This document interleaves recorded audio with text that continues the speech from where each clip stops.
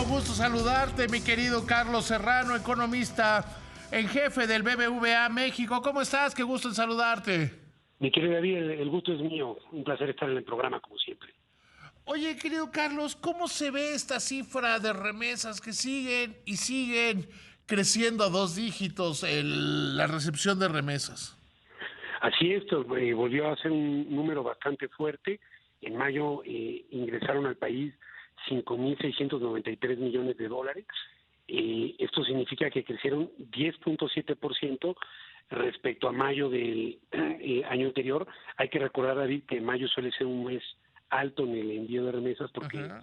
está el efecto del Día de las Madres. Entonces, lo que seguimos viendo, mi estimado David, es que debido la fortaleza del mercado laboral en Estados Unidos, seguimos viendo crecimientos muy importantes en el monto de remesas a nuestro país. A ver, y aquí es muy importante el crecimiento de esta manera de las remesas.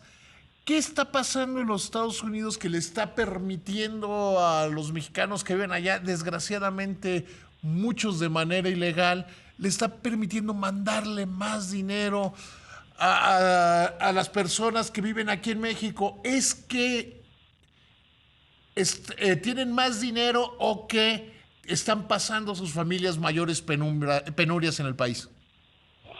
Creo que es una combinación de ambas, David. En primer lugar, tiene más dinero y eso se explica por el hecho de que la tasa de desempleo en Estados Unidos está en 3.7%, eso es de los niveles más bajos que hemos visto en los últimos 40 años. Es un mercado laboral apretado, los salarios creciendo por encima del 5%. Entonces hay dos factores ahí. Primero, los mexicanos tienen mucho mayor probabilidad de estar empleados y de hecho esta es la tasa de desempleo general, pero en los sectores donde los mexicanos suelen trabajar, en particular servicios y construcción, todavía tienen tasas de desempleo más bajas.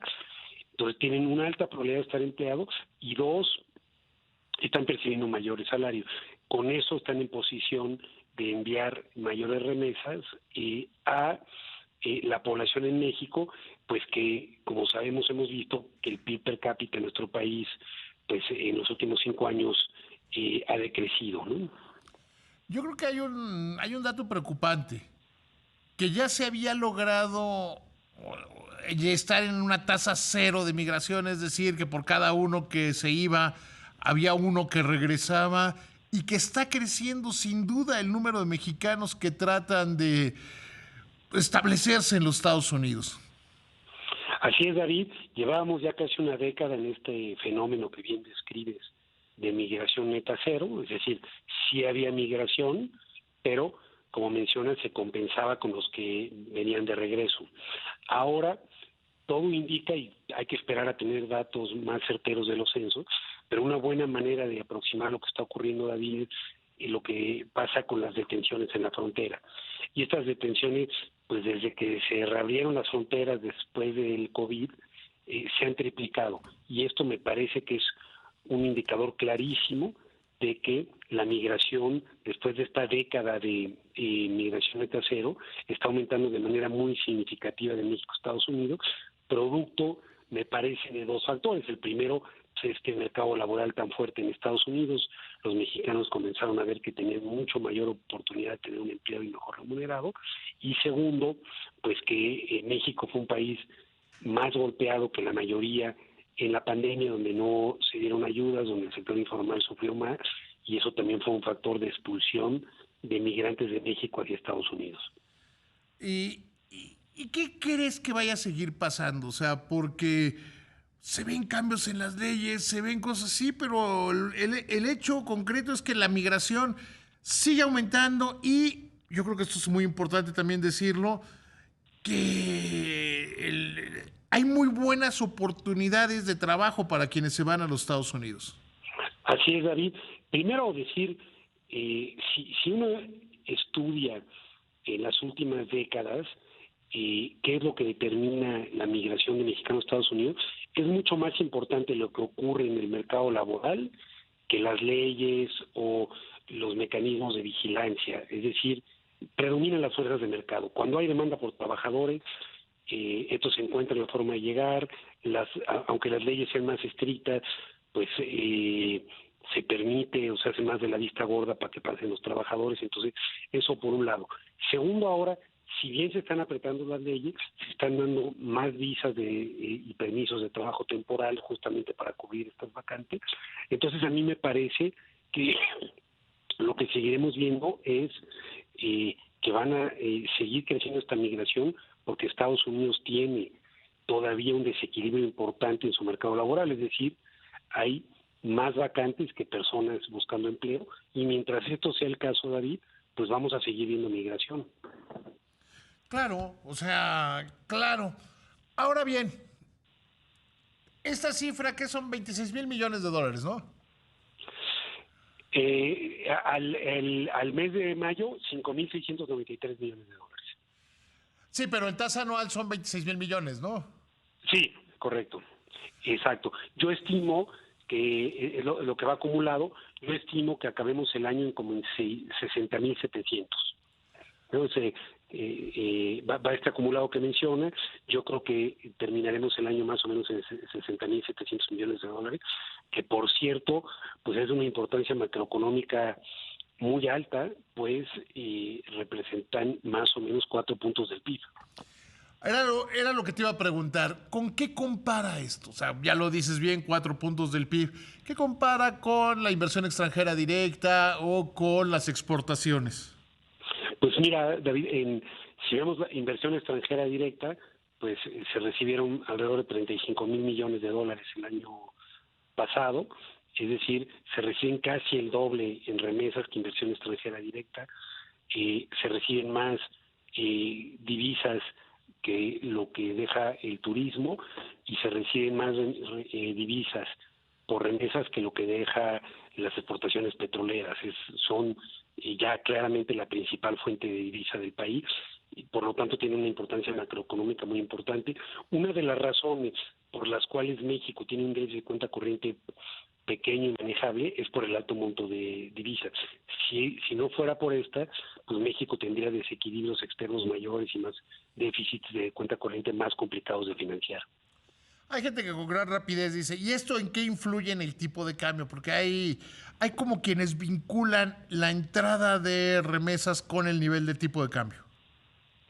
Pues tiene cierto factor, pero yo diría que no es el más importante, porque realmente el tipo de cambio se determina sobre todo fuera del país. El 80% de las transacciones que se hacen en peso dólar de ahí se hacen fuera del país por grandes instituciones financieras. Entonces yo diría el principal factor por el cual están así no son las remesas. El principal factor por el cual el tipo de cambio tiene esta fortaleza me parece que es el diferencial de tasas, que es muy elevado y hace que estas estrategias de carry trade, donde inversionistas toman préstamos en monedas que tienen tasas de interés mucho más bajas, por ejemplo Japón, y lo invierten en instrumentos mexicanos. Pero repito, la gran mayoría de esto se explica por transacciones que ocurren en los mercados financieros internacionales fuera de México. Ahora bien, ya que estamos hablando del tipo de cambio, ¿tú cómo ves el tipo de cambio? Pues mira, yo creo que lo que hemos visto recientemente son dos factores.